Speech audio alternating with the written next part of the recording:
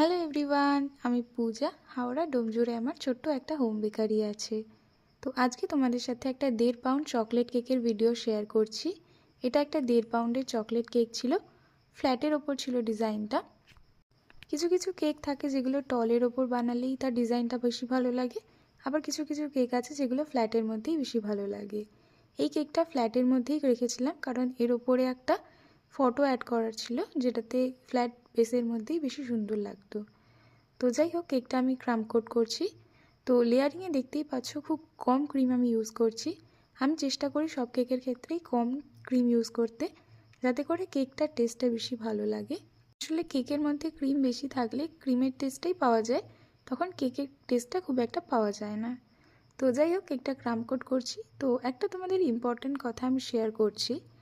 তো তোমরা অনেকেই যেটা করো সেটা হচ্ছে আর্জেন্টলি কেকের অর্ডার দাও। মানে যেই দিন কেক প্রয়োজন সেই দিনেই সকালে বা তার আগের দিন একদম রাত্রে কেকটা অর্ডার করছো। তো তোমাদেরকে আমি আগেও বলেছি বা আবারও বলছি, কেক খুব তাড়াহুড়ো করে বানানোর জিনিস নয়। কেক সবসময় বানাতে একটু টাইম লাগে, বিশেষ করে কেক সেট হতে অনেকটা টাইম লাগে। তো আমরা যারা হোম বেকার, আমরা আগে থেকে কোনো কিছুই রেডি করে রাখি না। মানে স্পঞ্জটা বা ক্রিমটা বা ফিলিংটা কোনো কিছুই আমরা আগে থেকে বানিয়ে রাখি না। তোমরা অর্ডার কনফার্ম করার পর সেটা টাইম দেখে আমরা সেটা একটা টাইম হাতে রেখে কাজ শুরু করি। তাই তোমরা যারা আর্জেন্ট অর্ডার করো তাদেরকে আমি এটাই বলি যে মিনিমাম একটা টাইম হাতে রেখে অর্ডার করো, যাতে কেকটা বানাতে বা সেট করার মতন মিনিমাম টাইমটুকু আমরা পাই।